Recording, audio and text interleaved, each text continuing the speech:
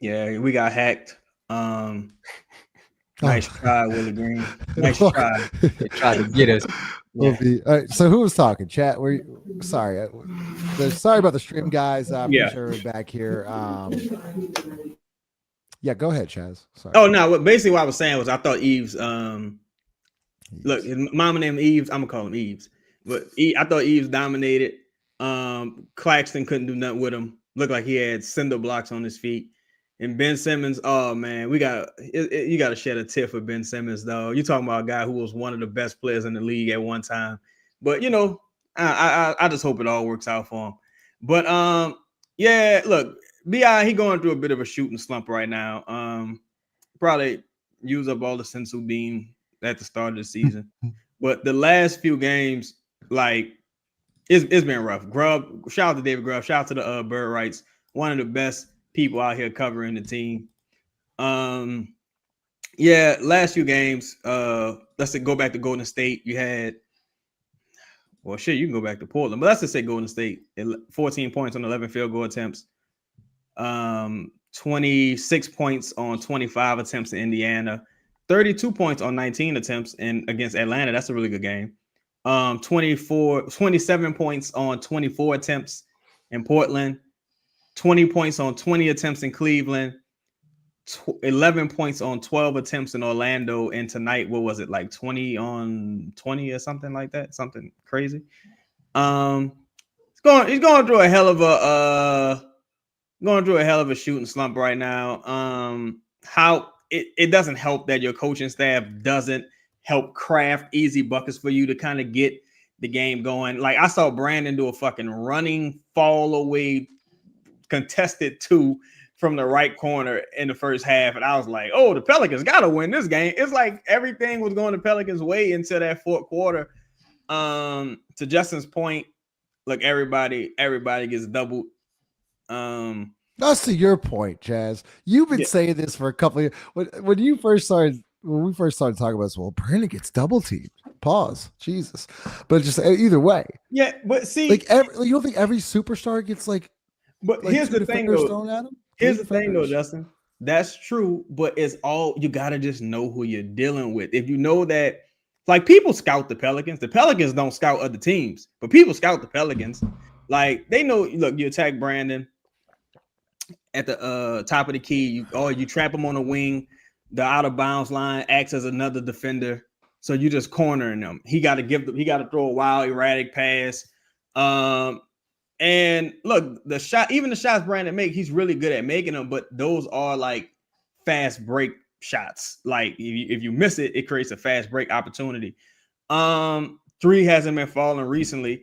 A lot of it, bro, is really just everybody kind of regressing to the mean, like, to a bit. Willie Green, he's gonna have one or two good he's gonna have 1 or 2 good games. Remember that game when he called the timeout before he lost it, and I was like, I don't give him too much credit. This is why you don't give him credit. That's why you can't give Willie Green credit. He's awful. Like he's awful.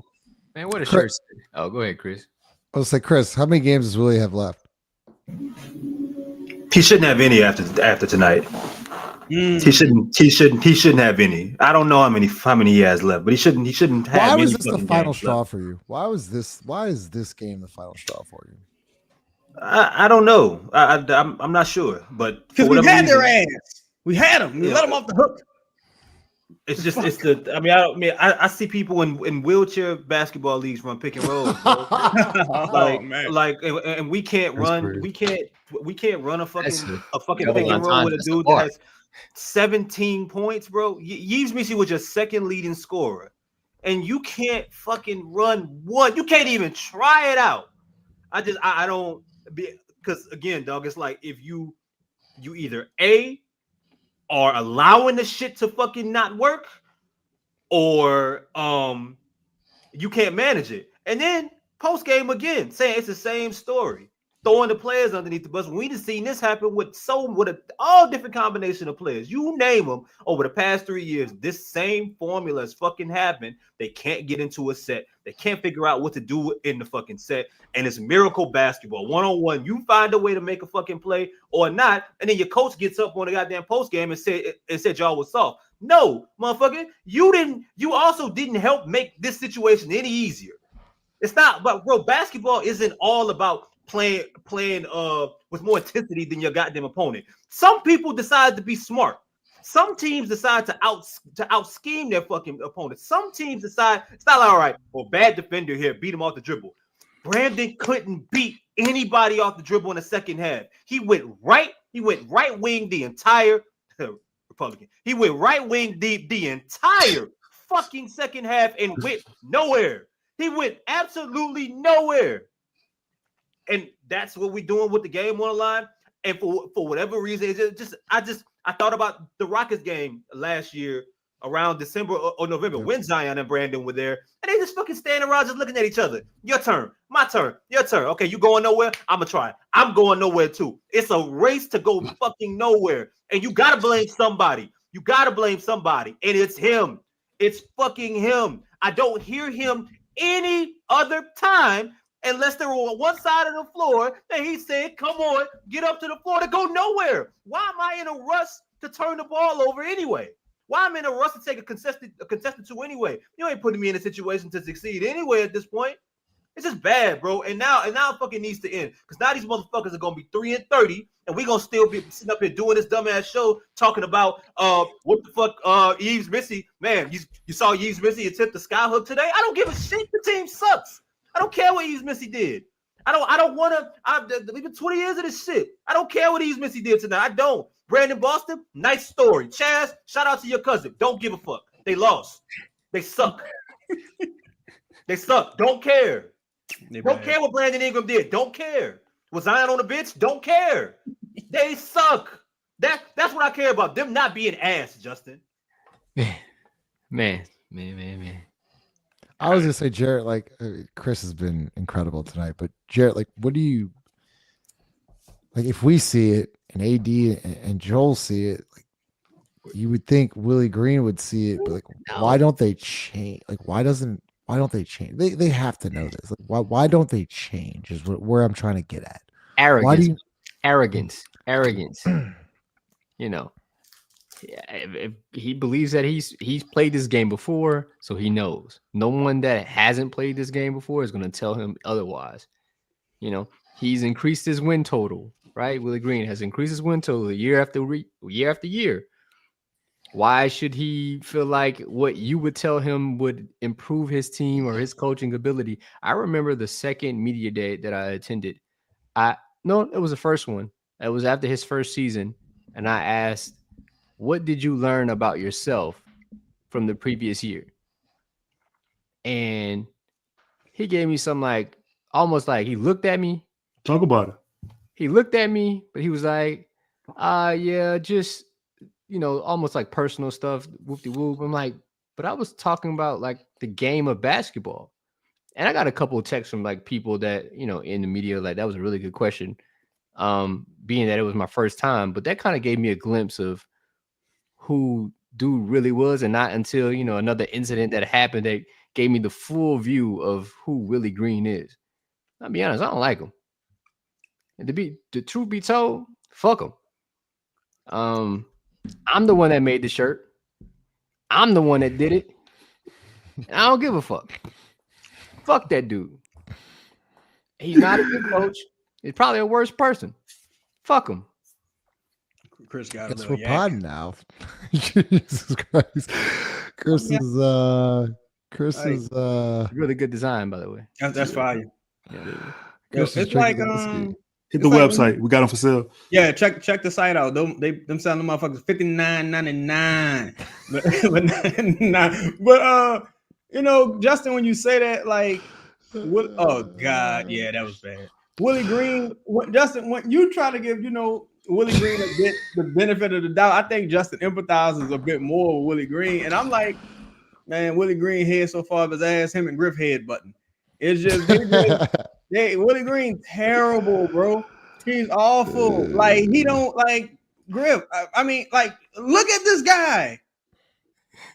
Look at this man. Look at him. Like, do he look like he got the answers to anything? Like this motherfucker. No, look. Like let's just like a poisonous tree can't bear righteous fruit, bro. Doc Rivers, terrible coach, awful coach, right? Monty Williams not in the league anymore, and Willie Green was Monty's understudy. Meanwhile, Kenny Atkinson got motherfuckers balling, doing 360 layups. They haven't lost. They haven't lost. No, they balling. They balling. I told you from the beginning, this team needed a hint, a splash of racism. That's what the team needed. Because Willie Green can't get it done. No, they don't listen to him. Nah, I'm fucking with him. Smoking that smoke, doing that coke, dealing that dope, giving up hope, gang banging. This, I ain't gonna lie, that shit make you tap your feet a little bit. That shit kind of all right. Chaz, I do give Willie Green the benefit of the doubt. I do. I don't think he's a good coach. He's not.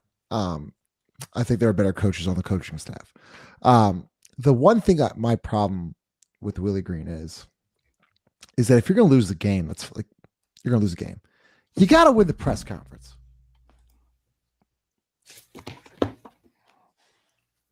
Ooh, say it again, Justin. You got to win the press conference. How you do that, Justin? Same shit over and over again. Like, Chris, to your point, I'm so sick and tired of hearing, oh, you got to play with force. We got to play with force. Got to play faster. We got to be more efficient. No shit. Go listen to Mike Malone. Go even listen to Jay. I tag Jarrett all the time. Go listen to JJ Redick in the post game. Go listen to Atkinson. Go listen to Spo. Go listen to Pop even. Hopefully he's hopefully he's okay and he's back. Go listen to Kerr. Like these guys. Mike Malone called out fucking Jokic. Called out Nikola Jokic before the playoffs when they went on a championship run. So this is terrible. Called his best player out. When has Willie Green in 4 years called anybody out? Seriously, can you name one time? Trey I feel like he's called a couple people out. Trey Jonas. If you want to say he called Brandon out in the playoffs, you can say that. But by what? By saying he's got to figure it out? You think that's calling him out? I think I was calling it out considering who the player is. You know what I'm saying? And there's just other ways. There's for. Other ways to do it though. But like it goes back to like the point of I gotta keep money in my pocket. You don't say that. Don't say that. You don't tell Brandon Ingram. You don't tell Brandon Ingram to figure it out. You think Brandon Ingram's does not want to play for you after you say that? He should. He's reason he here. Ironically, he probably has more losses off the court than he does. 100%, Jarrett. 100%. 100%. And that's hard to go listen to Darren Rizzi. Go listen to Darren Rizzi press conference. It's been night and day since Dennis Allen. Night and day. Those guys, you could clearly tell the Saints wanted to play for Darren Rizzi last night or yesterday against the Falcons. It matters. It matters what your head coach says. It matters as a leader of men. Like you have to be able to get these guys. That's like more than half the battle. Do these guys want to go to war for you every single night? And I don't see it. And it's the same problem in crunch time. We all know they have to play quicker, but they don't. We all know they have to take better efficient shots. They don't. We all know they have to get more threes. They don't. So at what point? What changes? Him getting arrested because he should have been arrested tonight. Look, as far as I'm concerned, he was at them Diddy parties. He's a member of OTF. Allegedly. I mean, something got to happen. Something got to happen, dog. This was like tonight is just it's a microcosm of what these last 3 and some years have been. You know what I mean? And in a lot of ways, it's gotten worse. It's gotten worse. I don't remember the creativity being as bad 3 years ago when they made it to the that playing series against Phoenix as it is today. And to me, one of y'all said already, arrogance. It's arrogance. It's arrogant to think that you don't have to evolve. It's arrogant to think that you don't have to, take advice from others. It's arrogant to think that only your way can work. It's arrogant and stubborn and stupid to believe that there's only one or two ways to play basketball. It's arrogant to think that, man, if we outplay them with our tenacity, if we go out here and push a couple guys on the ground, that's gonna be the way to win. We're gonna win all of our games. No, bro. No. Sometimes winning basketball games happen in the fucking classroom. Sometimes winning games really, really comes with like honest fucking film. And like this, you had the Nets again. It's another night, bro. The Nets didn't care to win this fucking basketball game. Portland just got fucking Portland lost by 50. Portland just lost by 50, and Memphis had the hustle out there. It was Jaren Jackson and all the fucking G League members out there, and they lost at home. Portland was at home and lost by 50. This same team beat you twice, even when you were healthy. You know what, Chris? Hold up, Chris. They should have. In reality, Portland should have swept them. Yeah, Portland blew that game. Whenever the first game of the mini series, Aiden was just awful. Can I ask y'all a question real quick? Yeah. Y'all think this picture favor this picture? Any? Is that what's the name of that? What's the name of that movie? Wait, what's the name of that movie? Leprechaun. Oh my god, is it really Leprechaun? Yeah, that's Leprechaun. Y'all don't think they favor like a little bit? And maybe it's me. I don't know. I just know Willie Green terrible, dog. Like Willie Green should have been a transitional coach, and the transition should have happened maybe 1 or 2 years ago. Much like Elvin Gentry, he should have probably moved up in the office. Kind of how Elvin is with the Kings. Not that the Kings are doing great, but it's like it had gotten to a point where Willie Green's voice is just it's falling on deaf ears at this point. I don't think no one believes in Willie Green. No one's confident in him, and it shows. Like they just look crazy. All right, Lito, beat up. All right, they just look they look disheveled out there, man. But that's my thing though, and Chaz, is why I keep talking about it. It's not just one game, but why can't they change the crunch time situation? And y'all can say like the stubbornness, but like it's to me, it's players not buying in, and that starts with the head coach. Do you think they're not buying in right now? No, the way they play, absolutely not. You have to play quicker. You have to get into your sets faster. It's not. But let me ask you this though. Go ahead. I want to hear Jared. Yeah, I want to. It's not that, dog. Like the Bible says, like you can't just survive on one thing. You need multiple things to survive. Like if you just playing off effort you're not gonna have effort every night, bro. Right. It's 82 games of NBA basketball. Sometimes you're just not gonna have it. That's why you need to rely on principles, right? To get you through stretches. Like, all right, at least if I play this way, this is the way we play, win or lose, these are the results are going to happen. And eventually, like feelings, right? Effort is feelings. That shit goes up and down, right? Like at times it'll come back, right? After you bust a couple of nuts, sometimes it'll just come back, right? So you got to be able to rely on principles to get you through the tough times. Look,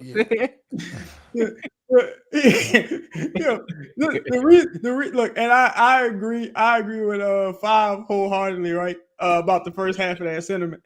No, but look, I say that because Justin, think about this, right? think about this.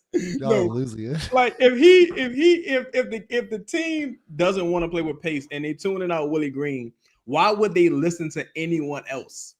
Yeah, they just don't want to do that. Or like the people you need to do that the most just don't. To me, what lineup I thought was about to get killed and was fucking balling was the weird Brandon Boston, JRE Green. I was like, what is this lineup? They was balling. They was running and gunning, man. You need a new voice. It's just so evident. I don't know what else to tell you. I don't like promoting to fire somebody because at the end of the day, it is like a livelihood and things like that. But I'm watching this. It's not just one game. It's been a year and a half, 2 years of this shit.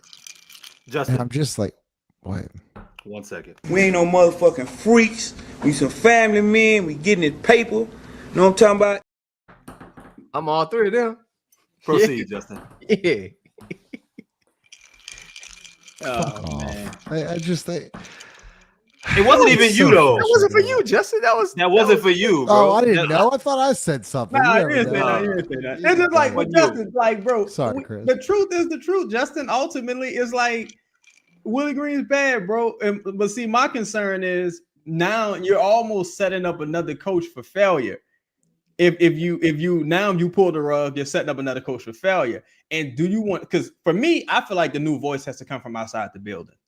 But if you promote JB right now and it doesn't work out, the narrative, and when you kind of want it not to work out this season for long-term purposes, but the narrative is going to be like, well, this guy, he's only been in charge of tanking teams or bad teams. Like, it's just going to add to that narrative. And if the team's already tuning out Willie Green, the pace is JB's like philosophy. So if they won't buy into that, I can't imagine that they will buy into his voice.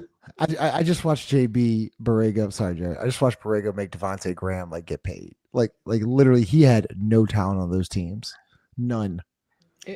And if you're JB, right? Like maybe you possibly had an opportunity to coach in Detroit, right? And that would be like a similar situation where you're talking about super young team, could be in the playoffs, or also could be like, in the lottery. So right. From his standpoint, he's probably like, well, man, if I stay here and they promising me this, I'm definitely not on no purple horse. Y'all tripping, bro. Like, I'm on that because he stays here, like he'll be able to get better talent with a team that he understands already, and probably in an organization that he kind of likes. It seems like, right? Like it seems like he kind of like the people around here. I mean, it seems like his family might like the people around here. See, it's not about him. Do you remember the one game JB coach we talked about? Sorry, Chaz. He had like Jordan Hawkins and Matt Ryan like firing up like 46 threes. Like they blitzed the Mavericks. They dropped 136 points. It's just they need a new voice. Justin, remember when I called you after that game, right? After the press. Yeah. And and I know exactly where you're going with it. Listen, that was the first time I had been I heard an NBA coach that wasn't Willie Green, right? And I was like, oh, shit, like this is different. Like basketball mind. And that forced me to go visit most of the other NBA coaches and like listen to him. I would skip Willie Green presser because eventually he just kept saying the same thing. He's still saying the same thing now. So I would go listen to Pop. I would go listen to Taylor Jenkins. I would go listen to Steve Kerr, and listen to like what the other reporters were asking him. I'm like, oh shit, you can ask that? You can talk about stuff like that. You can talk about movement off ball. And you listen to Kenny Atkinson tell a Cleveland reporter because they talked about moving off ball. You learn something when you talk to these type of people. Like that's why I don't learn anything with Willie. I don't learn anything. I just don't. The elephant in the room, and it's not really a testament to James Borrego. It's like your second best player doesn't want to play that way, and that's the elephant in the room. It's like, but if it benefited him, would he? I think it would have benefited him last year, and he kind of was like, "Fuck all that." He couldn't really understand it because he got. Yeah, I just know that I've done enough research on James Borrego and looked at his offensive philosophies and schemes. And go on YouTube. I keep saying this. Go watch his Charlotte Hornets offenses. Go watch them. It's not a matter of close. Yeah, it's not a matter of talent. Though, Justin, it's just the guys got to buy in. Everyone would have to buy in, and you're at a point where you're. And then, if you're not buying in, then you're out, man. But with we keep saying this with accountability. Willie Green is scared to coach people. Is scared to coach guys besides Trey Murphy or rookies. Yes, he's yelled at Trey Murphy. Have you seen him and maybe Jones? Trey Jones. Nobody really. Have you ever seen him lose it on Zion? Have you ever seen him lose it on Brandon? And Jose. Those three guys are like, anybody can do that. Anybody can do that. Can you get Zion or can you get Brandon or CJ, whoever it may be? I've never seen him once. Never seen it once. It's just sad. It's At a what sad point does reality. Griff get involved, guys? At what point is what? What do you mean? Griff. Like when does Griff come down and say, "All right, look, it's over"? Chaz, see, I don't think he can. It's 4 coaches in 6 years. How are you going to sell that to ownership?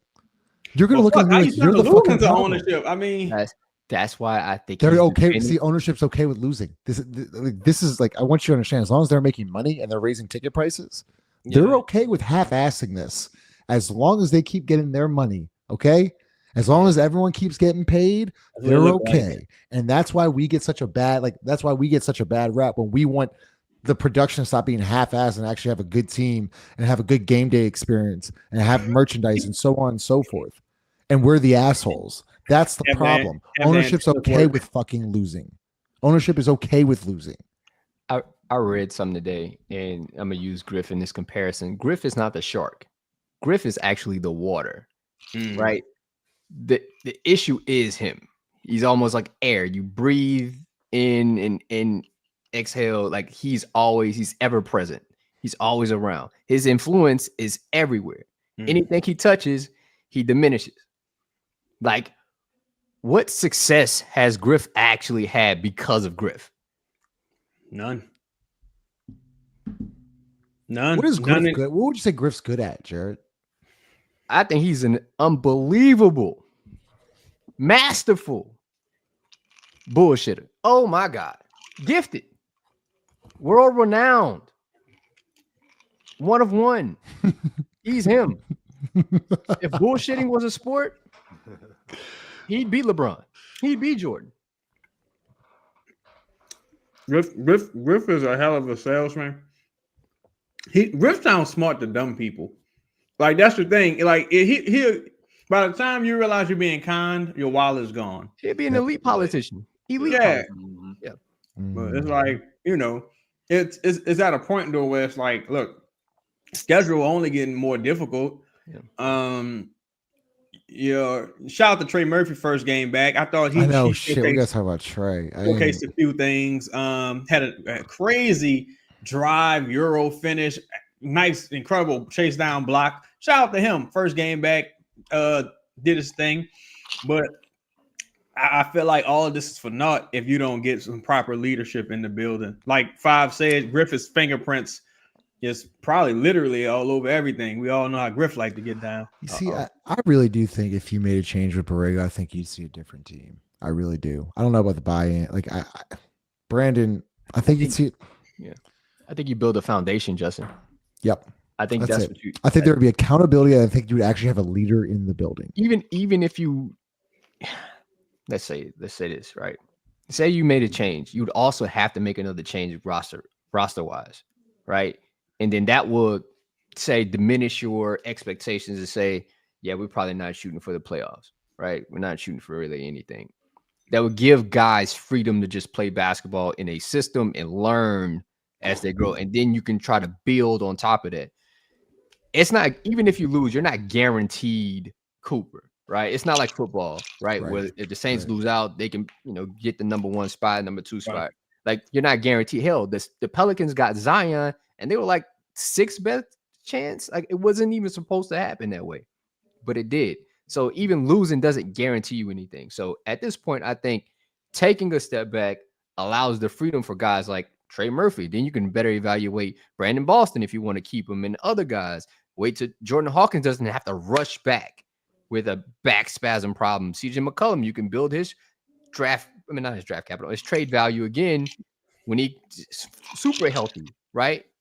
I think this is probably the best course of action, but who actually is the one implementing the plan? That's the problem I truly have. It ties into what you're saying. Both of you guys are saying, someone posted Brandon this clip of they say how the Pelicans right now are ranked 30th in rim and three rate.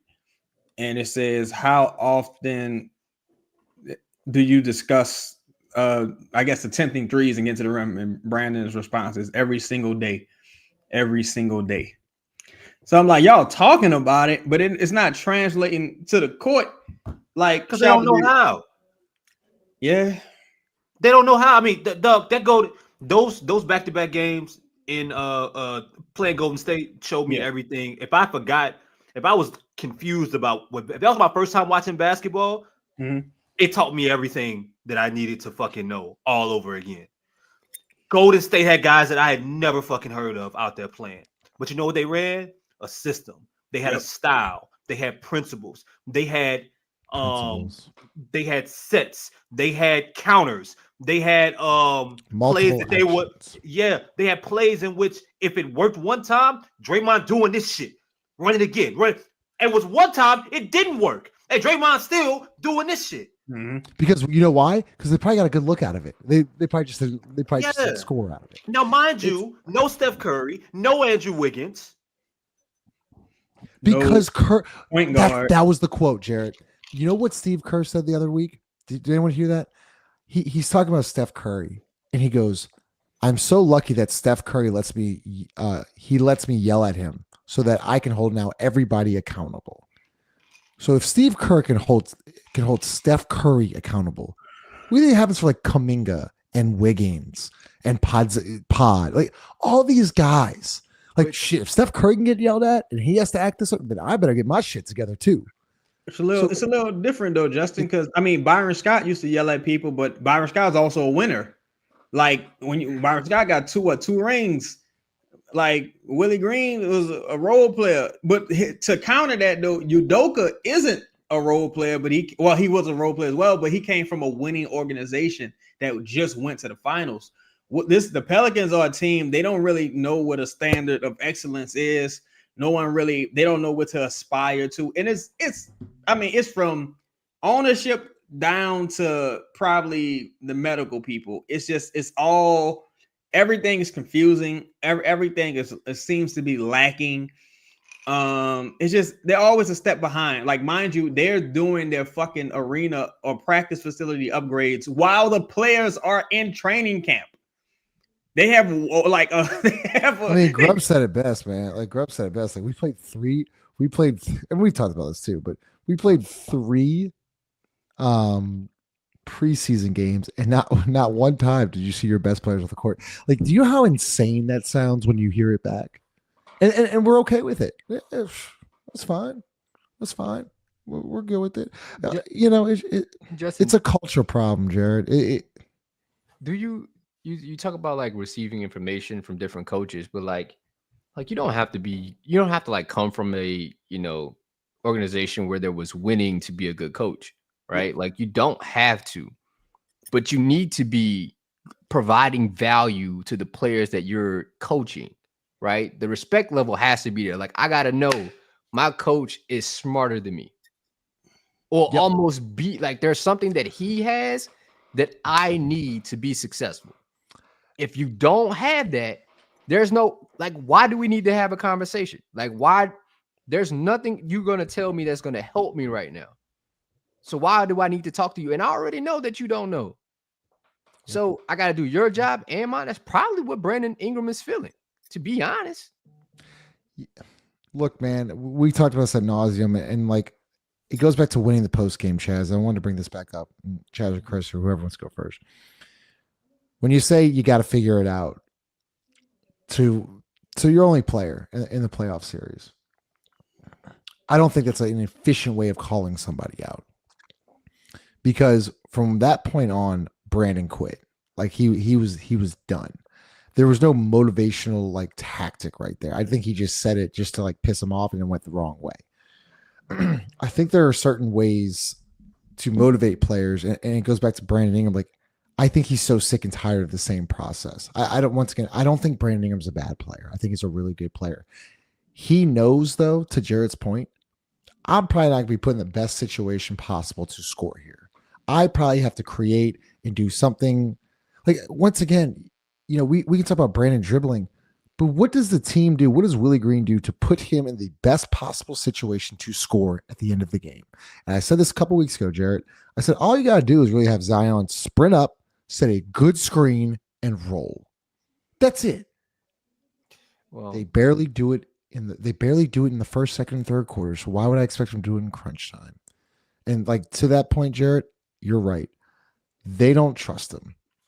They know that to be the same bullshit. And there was a story I told this group, and now it was with Trey Murphy against OKC, which I'll probably text y'all back. But I remember him questioning one of the plays at the end of the game in that playoff series. And now it's all coming back to me. I'll text all on the side.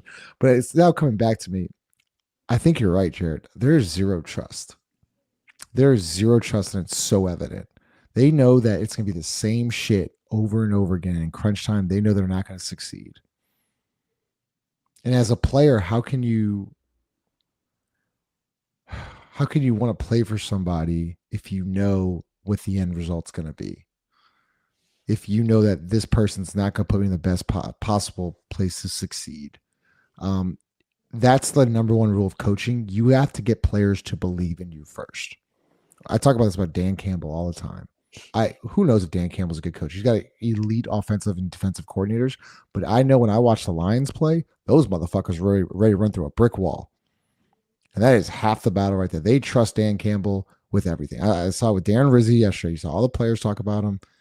They're ready to run through a brick wall. I don't think Pelican players are ready to run through a brick wall with Willie Green. Just don't. It's very evident. I don't know. Paper mache brick wall. It wouldn't matter. Right? Literally. Man, shouldn't fight the coach you had. Like again, like I can't give a motherfucker on what Brandon like or what he don't like. You the reason Willie Green is here, brother. If anybody should be leading the Willie Green charge like Braveheart, it got to be Brandon. Now, yeah, of course, Willie Green is. But look, Brandon, he was snatching the clipboard out Casey Hill hand. Like, you know what I'm saying? He knows the situation. Like he knows that. Maybe I fucked up here. Keep mind you, Casey Hill is still on the staff, but it's like I can't have all this empathy. Well, Josh Hart isn't here, but I can't have no empathy for Zion or Brandon if they both were here for getting Stan Van Gundy fired. And it's not that Stan Van Gundy was this phenomenal coach, but he's better than the option you have now. And like we've seen the process here, we've seen the lack of open-mindedness. And bear in mind, the Pelicans, Willie Green's number one strength was defense. This team's been horrid defensively. And it really shows you who's really running that defense with Herb Jones out. Like it really shows you. I think Zion had a post game last year, and it was like Herb. It was probably that Luka game or one of the games versus Dallas when he's like, Herb told me let's trap on the last play. I forget who it was against, and Zion said, "I was like, should we ask Coach?" Now they say, "Nah, let's just do it." And that came from Herb. That's right. I remember that game. It was late in the year. Was it? Wait, was it? I think it was earlier in the year. Was it OKC? It might have been OKC. It might have been. They trapped Shea. Oh, was it early? Yeah. It might have been that game with CJ and Zion and all of them. Like they was out there balling in OKC. That's a testament. They don't trust Willie Green, man. I mean, it's just like I kind of think Chris broke me tonight. Like I was like, Chris is broken. Like I can't believe this is the game because there's so many other games from last year, and you get lost up in the 49 wins, and it just sucks, man. Like you're 3-8 now. You got OKC, LA, Denver, Cleveland. I'm sure I'm missing another team, but it's another playoff team. Like you're staring 3-12, 3-13 in the face. You still have the same Zion Williamson problem. You still have the same crunch time problems. You still have, you still don't really. I mean, Yves MIssi was incredible tonight. Like, you still have a center problem. You have an injury problem. There's just so many. There's so many things. You got to dance with who brought you, man. You dance with who brought you. Bro. But like Chris, let me ask this: if you got some time. If they do fire Willie Green, well, what does that change? Do you think that instantly changes the trajectory of this team? Do you think you see a different buy-in? Do you think that this team would listen more to Borrego than they would Willie? I mean, you at least gotta see and find out. I mean, if I know anything about Borrego, I know he at least has strengths as a coach from a basketball perspective, right? Like offensively, I know he has things that he goes to. I know he has principles. I know he has some kind of cachet, some type of rep results previously as a head coach. I'm not saying like he's went to NBA Finals or anything like that, but he's bringing in something that this team has been struggling with. And you've gotten an opportunity. He's got a chance to kind of be on the sideline and view everything from a different perspective and how fucked up it is. He can see the infrastructure of the house without having to be the person in front consistently. You can't imagine how many players have texted him, called him, pulled him to the side to complain about their head coach. If you think we're upset, dog, you know some people, them players are pissed off at this shit, pissed off at their coach. So, I'm not here to tell you that Borrego's a savior.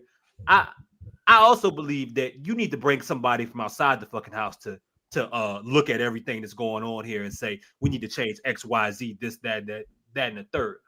But if Borrego doesn't bring you anything else, he brings you a new voice. He brings you some passion. He brings you some basketball intellect. He brings you somebody that wants to actually have a basketball conversation and be challenged without being offended or acting like his ego is fragile. Is that fragile to where it's beneath him to answer your question? Shit like that is what we need. Bob shouldn't have been in media rooms, bro. Going through the same shit that the player, we talking about a media member having his progression stunted by the coach as well. That's unprecedented. That's unfucking precedented. The players and the media gotta suffer. Five don't even want to show up to your press conference now. He want to show up to fucking random. I don't even know the coach in Toronto, but him, you gotta go and listen to what the fuck like. So that's my thing, bro. I think even if it's not the final voice, you gotta bring someone else in to kind of it's been 4 years of this shit. These dudes have been I think that they have you don't know how many bad habits they have under Willie Green now. Some of these dudes may have to be reprogrammed. Don't talk about seriously. I mean, you're talking about stunting growth. I mean, every rookie he's had, he had to play MIssi, but who knows if he plays. But I'm looking this up right now, Jared. When Borrego was in charge of the Hornets, they were a top 10 team in points. They were 4th. 3-pointers made 5th. 3-pointers attempts 6th, and 3-point percentage 6th. In Borrego's final season in charge, the Hornets were short of the top 10 status and field goal percentage at 11th. They had the 9th most offensive rebounds. He also had an extremely young team. I'm thinking of that team. I remember it was Gordon Hayward, Devontae Graham. Who was the other? Terry Rozier. They had Cody Zeller. They didn't have an all-star on the roster. They didn't have the talent that the Pelicans have now today compared to his roster, his final year in Charlotte is not even close. It's not even close. Bro, listen, when he first got here, maybe the first couple of weeks, remember, Justin, we were in the building at this point still.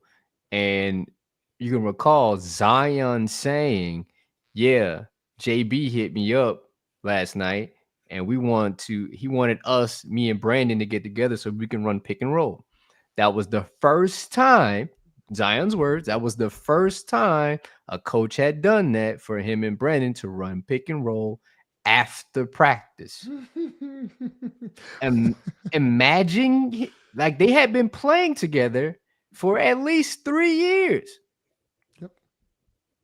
You mean it's y'all ain't never PJ Washington was another player. Yeah, really good basketball player, in my opinion.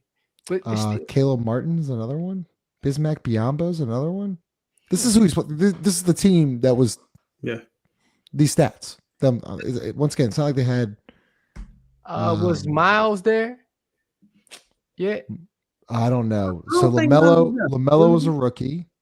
I'll look at it. LaMelo's a rookie. Oh, man. There's some bad teams. We're going circles though.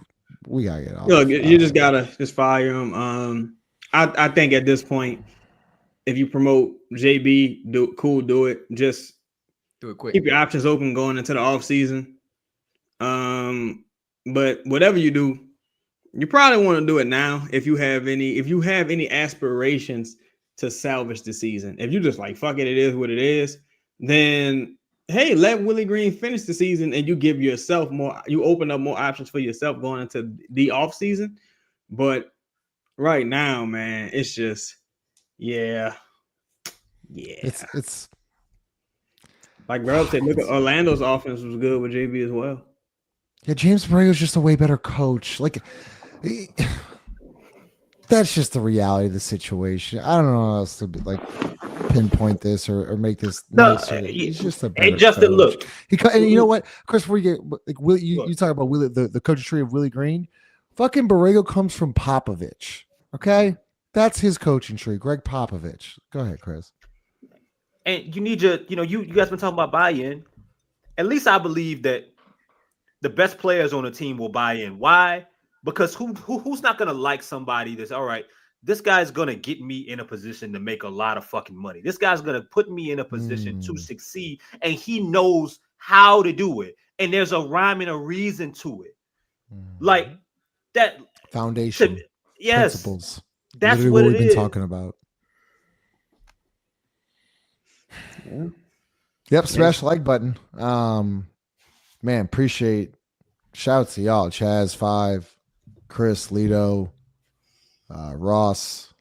Pelicans are 3-8, but man, y'all and all the guys, everybody in the comment section and everyone that pulls up. I'm sorry we had the technical difficulties tonight. Obviously, shout out Lala in the background, but y'all it's been a miserable season, but man, y'all show up every single night. So really, really appreciate y'all. Smash the like button. We will be live again Wednesday night, and then they play Friday and Saturday. Man, shit. We might be podding out all weekend, Friday, Saturday. So we have to take a night. We have to take a night off on Friday or Saturday. But appreciate that. So smash the like button. Once again, if you want to support the channel, you can become a member. If you do become a member, and if you are a member and haven't gotten any t-shirts, DM me, email me, and we'll make sure we'll get that out to y'all. So really appreciate y'all. Pelicans once again lose 107-105, have lost 8 out of their last 9. Shout out to all the sponsors: 4D, Sunshine, John Deere, Standard Mortgage, DraftKings, and of course Theo's and the Scott Vicknair Injury Law Firm. We'll talk to y'all on Wednesday. See y'all later.